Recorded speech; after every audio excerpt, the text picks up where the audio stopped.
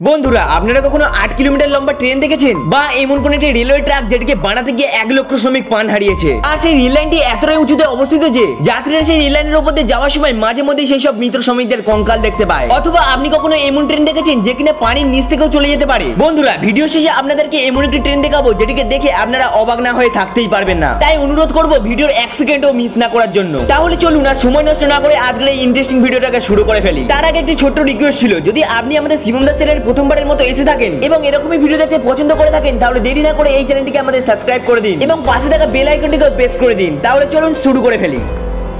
The death railway Burma.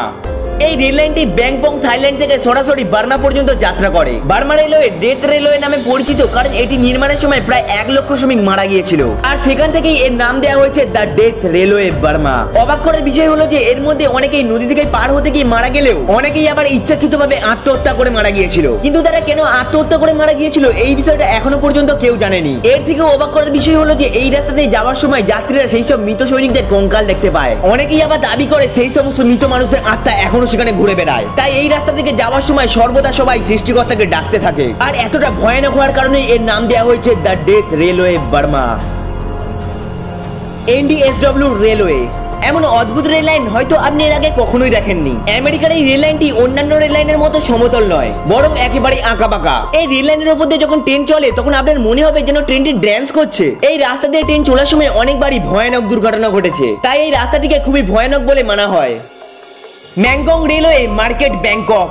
এখানে হঠাৎ করে ট্রেন আসার দৃশ্য দেখলে আপনি ভয়ে চমকে উঠবেন, কারণ এখানে আপনি যে মার্কেটটিকে দেখতে পাচ্ছেন এই মার্কেটের উপর দিয়ে ট্রেন যাতায়াত করে। এটি থাইল্যান্ডে অবস্থিত। এখানকার ব্যবসায়ীরা এই রেল লাইনের উপরে এই জিনিসপত্র বিক্রি করতে থাকে আর যখনই ট্রেন আসার সময় হয় তখন তারা এগুলোকে পিছনে সরিয়ে নেয় এবং ট্রেনটিকে চলে যাওয়ার অপেক্ষা করে এবং ট্রেনটি চলে যাওয়ার পর তারা আবার সেই জিনিসপত্রগুলোকে সেখানে গুছিয়ে ফেলে আর এই রেল লাইনের উপরেই বহু মানুষ তার জীবনযাত্রা চালায়।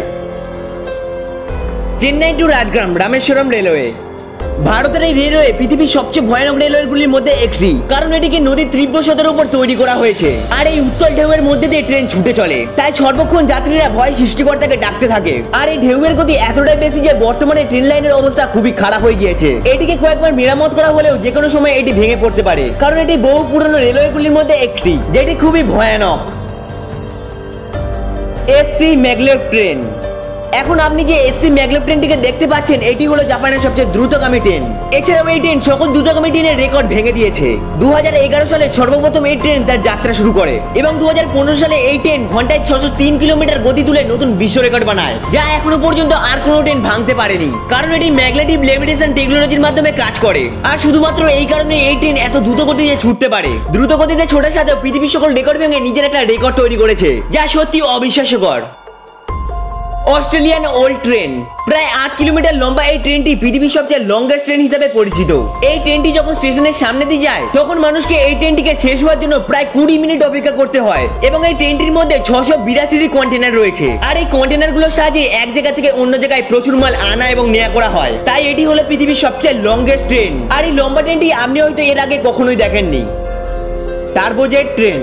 বর্তমানে ইঞ্জিনিয়াররা ট্রেনের গতি আরো বাড়ানোর জন্য বিভিন্ন ধরনের টেকনোলজি ব্যবহার করে চলেছে, কিন্তু 1970 এর দশকে তৈরি করা এই ট্রেন ঘন্টায় 295 কিলোমিটার বেগে চলতে পারত, যা সেই সময় মানুষ কল্পনাই করতে পারেনি। আসলে সোভিয়েত রাশিয়া এই ট্রেনের সামনে দুটি জেট পাওয়ার ইঞ্জিন লাগিয়েছিল, তাই এই ট্রেন এত গতিতে ছুটতে পারত। কিন্তু এত দ্রুত গতিতে ছোটার কারণে অনেক বেশি জ্বালানিও খরচা হতো আর এই খরচার কারণে সোভিয়েত সরকার এটিকে বন্ধ করে দেয়। কিন্তু তখনকার সময় এই ট্রেন অনেক দ্রুত গতিতে ছুটতে পারত আর সত্যি এটি তখনকার সময় অনেকটাই অবিশ্বাস্যকর ও অবাক করার বিষয় ছিল।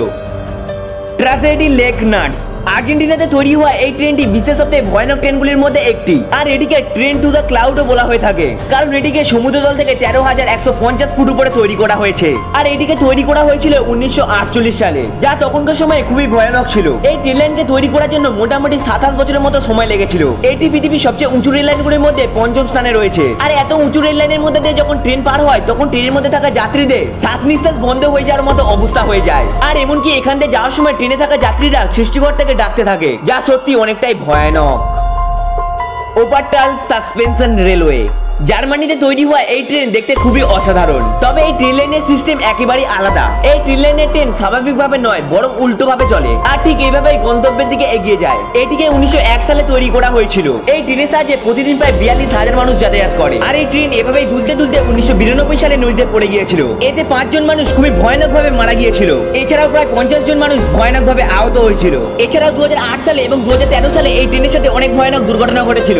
আশা করি আপনারা বুঝতেই পারছেন এই ট্রেনটি কতটা ভয়ানক। ট্রেনটি নদী থেকে প্রায় 40 ফুট উপর দিয়ে চলে। আসলে এখানে অতিরিক্ত পাথর এবং রাস্তার অসুবিধার কারণে আন্ডারগ্রাউন্ড রেল লাইন তৈরি করা অসম্ভব, তাই এই হ্যাঙ্গিং ট্রেন চালু হয়। আর এই একই ধরনের ট্রেন জাপানেও তৈরি করা হয়েছে। জাপান এতটা উন্নতর কারণে এই ট্রেন খুবই সহজেই তৈরি করে ফেলেছে। এই ট্রেনটিকে চলার সময় যতটা সুন্দর লাগে তার থেকেও বেশি খতরনাক লাগে যখন এই ট্রেনের সাথে কোনো দুর্ঘটনা ঘটে। ট্রেনটি ঝুলে থাকার কারণে এই ট্রেনের সাথে অনেক ভয়ানক দুর্ঘটনা ঘটে থাকে, যা সত্যি অনেকটাই ভয়ানক। Virtual train. বন্ধুরা, ট্রেন লাইনে ট্রেন চলতে তো অনেক দেখলেন, কিন্তু এখন আপনাদের যে ট্রেনটিকে দেখাবো এটি কোনো ট্রেন লাইন নয় বরং অন্যান্য গাড়ির মতো রাস্তা দিয়ে চলতে পারে। এই ট্রেনটিকে চীন তৈরি করেছে। এটিকে চায়না গুজাও শহরে চালানো হবে। এর মধ্যে লিথিয়াম ব্যাটারি লাগানো হবে, তাই এটি মাত্র 10 মিনিট 46 সেকেন্ডে 25 কিলোমিটার পর্যন্ত চলতে পারবে। এর সাথে এবং একসাথে 25 জন যাত্রী অসাধারণ ভ্রমণের অভিজ্ঞতা নিতে পারবে, যা সত্যি খুবই অসাধারণ।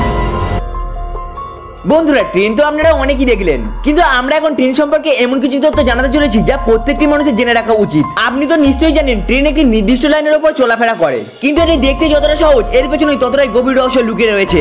আসলে ট্রেন লাইনের লোহাগুলোকে বিছানোর আগে প্রায় 4 ধরনের লেয়ার বিছানো হয়। এর মধ্যে সবচেয়ে প্রথমেই রয়েছে সাবগ্রেড, যা সাধারণ মাটি দিয়ে তৈরি করা হয়।